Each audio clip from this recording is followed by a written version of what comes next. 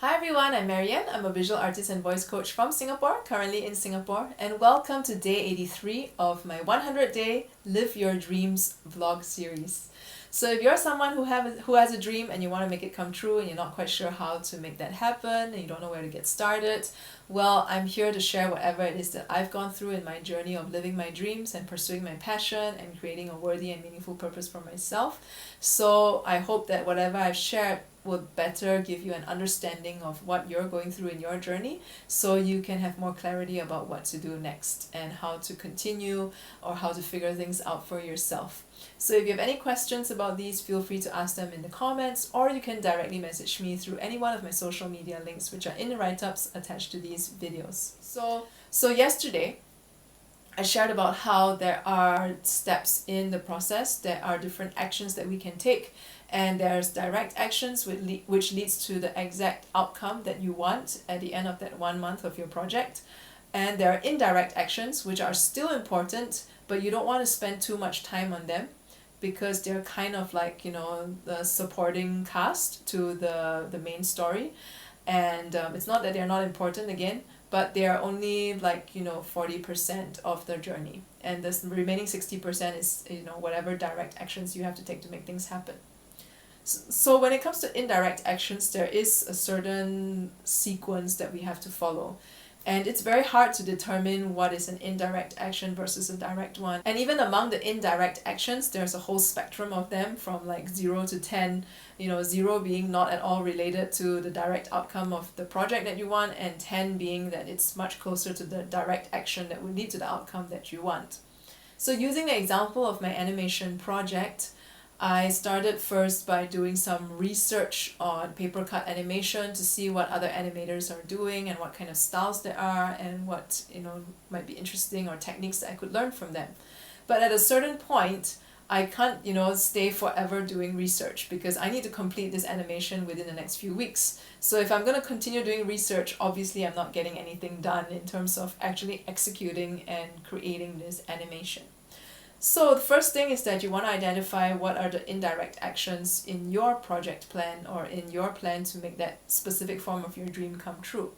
And it's very hard to determine exactly what is indirect or direct because sometimes the indirect actions can have a huge impact on the direct outcome of your dream as well. So you want to look at these actions that you have, which ones of them are directly linked to the outcome that you want versus something that is indirect. And in terms of the indirect actions, I guess we want to figure out how much time do we really want to spend on them.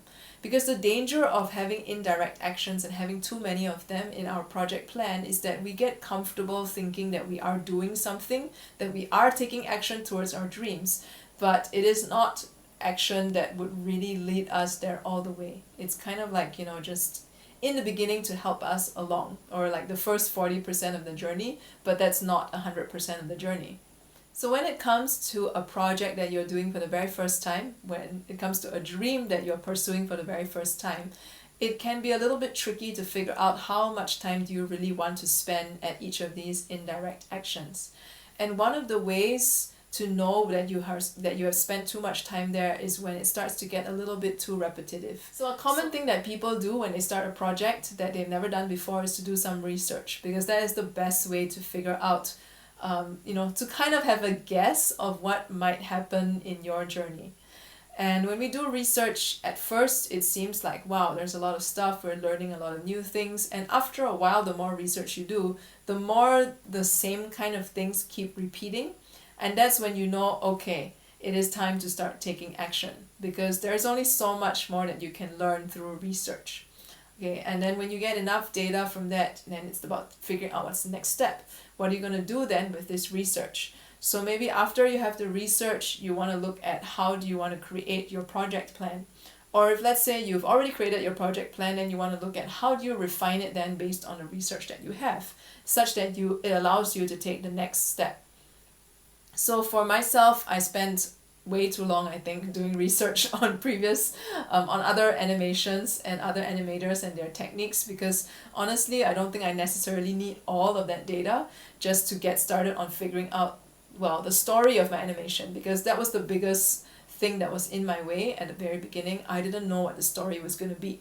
And me looking at other animators' work and other ideas out there isn't necessarily going to get me closer to figuring out what the story of my animation is going to be.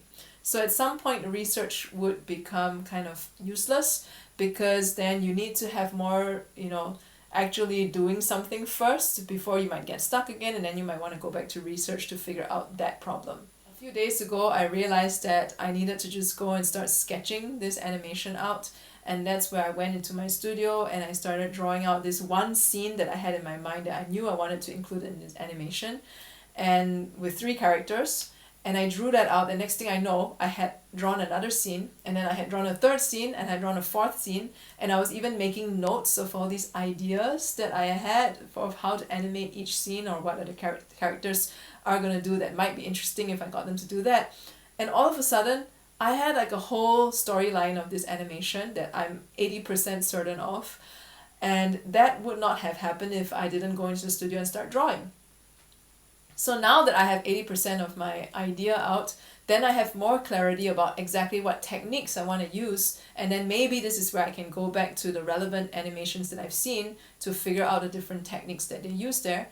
Or I could just go and ask someone who has more experience in animation and ask them, hey, I want to do this, how would you recommend doing this thing out? Would you recommend creating this effect, or whatever it is? Yep. So it is a process where you have to know when is the right time to start taking a more direct action, and when do you go back to something that is more indirect.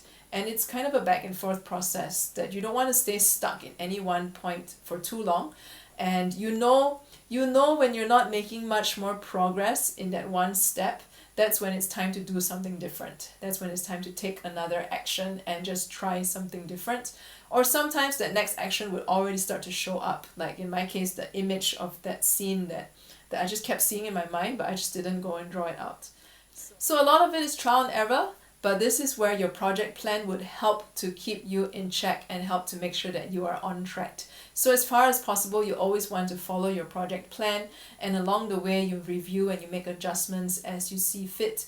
But ultimately, you always want to make sure that you eventually get to the direct actions that lead to the outcome that you want as soon as possible, and don't spend so much time with the indirect actions. So if you've liked today's video, subscribe to my channel on YouTube or like my Facebook page wherever you're seeing this on. And if you have any questions, feel free to ask them in the comments, or you can directly message me through any one of my social media links, which are in the write-ups attached to these videos. And I'll see you tomorrow.